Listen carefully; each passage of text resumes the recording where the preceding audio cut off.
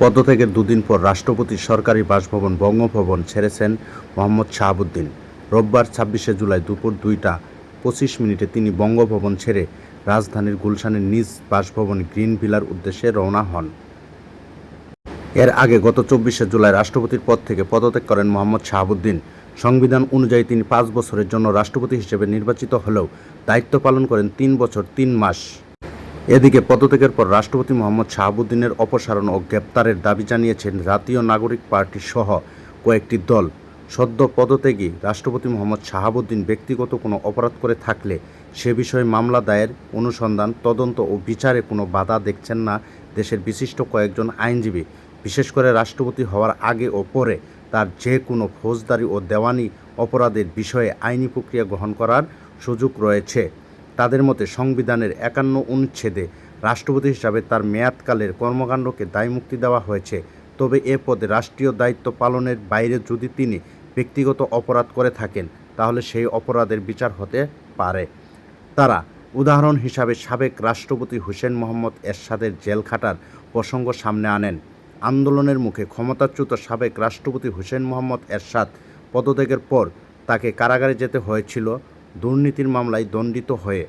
সংবিধানের ৫১ অনুচ্ছেদে রাষ্ট্রপতিকে দুই ধরনের সুরক্ষা দেওয়া হয়েছে।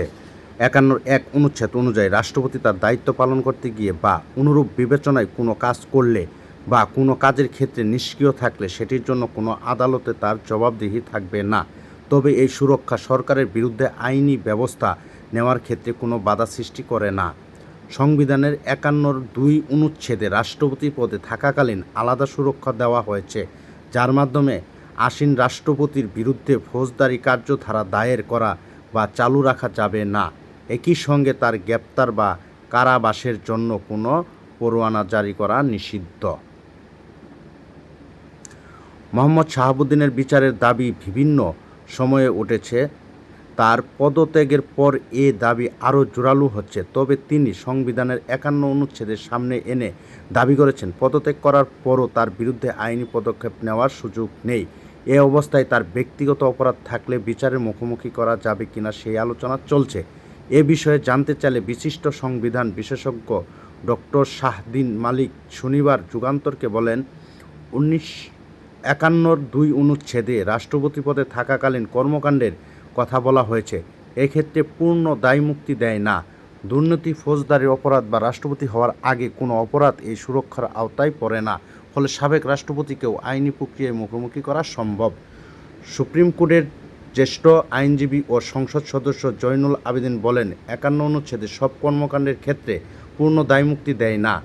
দাপ্তরিক দায়িত্বের বাইরের কাজ, দুর্নীতি, ফৌজদারি অপরাধ বা রাষ্ট্রপতি হওয়ার আগের কোনো অপরাধ এই সুরক্ষার আওতায় পড়ে না। ফলে দাপ্তরিক সীমার বাইরে থাকা কাজের জন্য সাবেক রাষ্ট্রপতিকেও আইনি প্রক্রিয়ার মুখোমুখি করা সম্ভব। রাষ্ট্রপতির দায়িত্ব গ্রহণের আগে অপরাধের বিচার করতে কোনো বাধা দেখছেন না আন্তর্জাতিক অপরাধ ট্রাইব্যুনালের সাবেক চিফ প্রসিকিউটর তাজুল ইসলাম। সংবিধানে রাষ্ট্রপতি পদে থাকাকালীন সময়ের কথা বলা হয়েছে, কিন্তু পদে থাকার আগে এবং পরে সংঘটিত কোনো অপরাধের কথা উল্লেখ নেই। অতএব সাবেক রাষ্ট্রপতি মোহাম্মদ শাহাবুদ্দিনের বিরুদ্ধে আইনগত ব্যবস্থা নিতে কোনো বাধা দেখছি না। তবে সুপ্রিম কোর্টের জ্যেষ্ঠ আইনজীবী জেড.আই. খান পান্নার মতে শাহাবুদ্দিন রাষ্ট্রপতি পদ থেকে পদত্যাগের পর বিভিন্ন অভিযোগ এনে তার বিচার চাওয়া হচ্ছে। যখন শাহাবুদ্দিন অপরাধ সংঘটিত করেছিল তখন আনা হলো না কেন? তিনি বলেন, সংবিধানের ৫১ ধারা মোতাবেক তিনি দায়মুক্তি পেতে পারেন। মোহাম্মদ শাহাবুদ্দিন ২০২৩ সালের ২৪শে এপ্রিল দেশের ২২তম রাষ্ট্রপতি হিসাবে দায়িত্ব গ্রহণ করেন। সংবিধান অনুযায়ী তার ৫ বছরের মেয়াদ ২০২৮ সালের ২৩শে এপ্রিল শেষ হওয়ার কথা ছিল। তবে মেয়াদ শেষ হওয়ার প্রায় ২ বছর আগেই স্বাস্থ্যগত কারণ দেখিয়ে শুক্রবার তিনি দায়িত্ব থেকে সরে দাঁড়ান। এদিকে পদত্যাগী রাষ্ট্রপতি মোহাম্মদ শাহাবুদ্দিন বলছেন ভিন্ন কথা। সংবিধানের ৫১ অনুচ্ছেদ উদ্ধৃত করে তার বিরুদ্ধে আইনি পদক্ষেপ নেওয়ার কোনো সুযোগ নেই বলে দাবি করেন তিনি। শনিবার যুগান্তরকে তিনি বলেন, কিসের বিচার করবে? আমি কি অপরাধ করেছি? আমাকে হেয় করার জন্য এসব অভিযোগ আনা হচ্ছে। গুরুতর শারীরিক অসুস্থতার কারণ দেখিয়ে শুক্রবার বিকাল ৫টা ১ পদত্যাগ করেন দেশের ২২তম রাষ্ট্রপতি মোহাম্মদ শাহাবুদ্দিন। তার বিরুদ্ধে ভারতে পলাতক সাবেক প্রধানমন্ত্রী শেখ হাসিনার সঙ্গে ফোনালাপের গুরুতর অভিযোগ রয়েছে। এছাড়া রাষ্ট্রপতি হওয়ার আগে দুর্নীতি দমন কমিশনের দুদক কমিশনার সহ বিভিন্ন দায়িত্বে থাকা অবস্থায় তার বিরুদ্ধে বিভিন্ন অনিয়ম, দুর্নীতি ও ক্ষমতার অপব্যবহারের অভিযোগ রয়েছে।